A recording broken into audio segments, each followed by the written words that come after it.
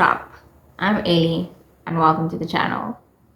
Last week's video was wild, so this week I wanted to lean into something that lets go of control a little bit more. And I think the universe must have understood me because it brought me Chase Gentry 54 and Cody Tarantino on TikTok. And when I say the universe brought me these, I simply mean I scrolled past their content and saved it. The idea from one of them is basically a don't know what to draw type of hack.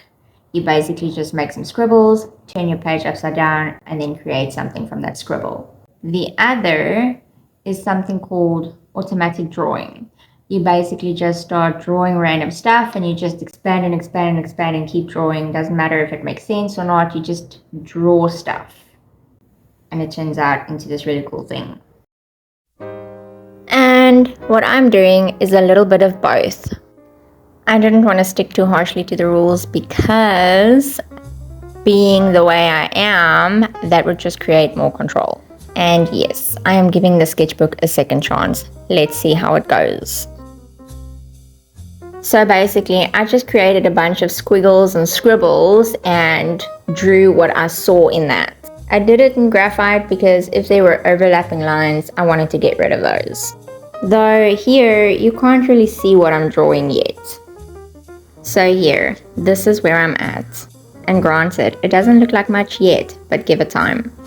And I really wanted to bulk in those black lines because it looks so good when other artists do it. This is the pen I'm using.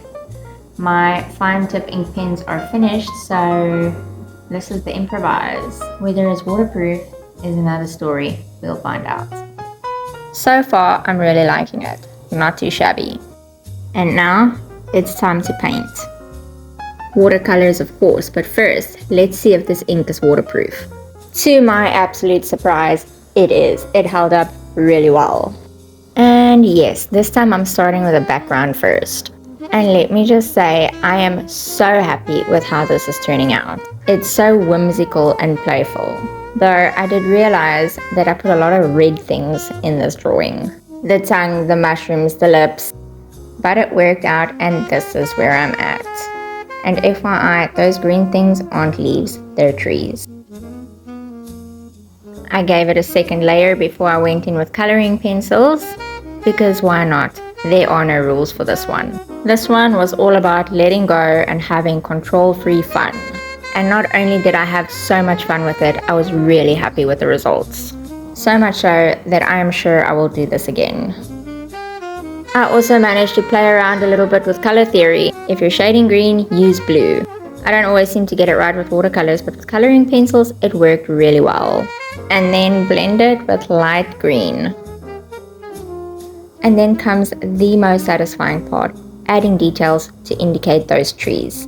And those blues and greens just pop off the page.